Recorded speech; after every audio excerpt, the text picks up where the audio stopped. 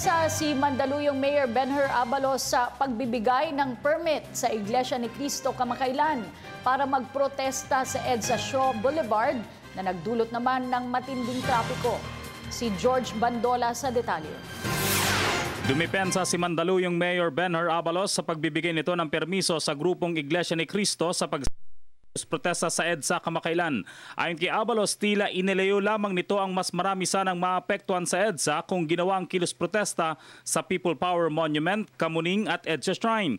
Minabuti daw nitong kunin na lang lahat sa ilalim ng EDSA Crossing Flyover ang mga nagpoprotesta para iisang lugar na lang. Balik-balikan ko talaga yung nangyari. Hindi ko lang maisip kung hindi ako nagbigay ng permit. It could have been worse.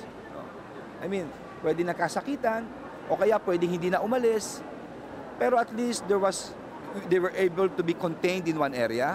Tumupad naman ang mga nagpoprotesta na bago mag-Lunes ay lumisan ng mga ito sa EDSA Crossing, subalit hindi na naiwasan ang pagputok sa social media ng pambabatikos sa mga politikong nagbigay umano ng permiso at nagpaubaya sa grupo para harangan ng EDSA Crossing.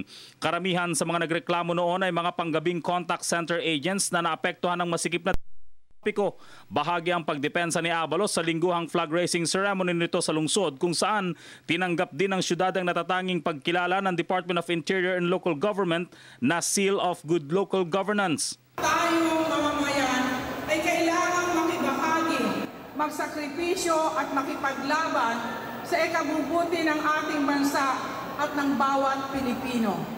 Dahil sa pagiging transparent, maayos sa proseso sa mga negosyo at Disaster Risk Reduction Management Plan ang naging basihan para igawad sa lungsod ang pagkilala.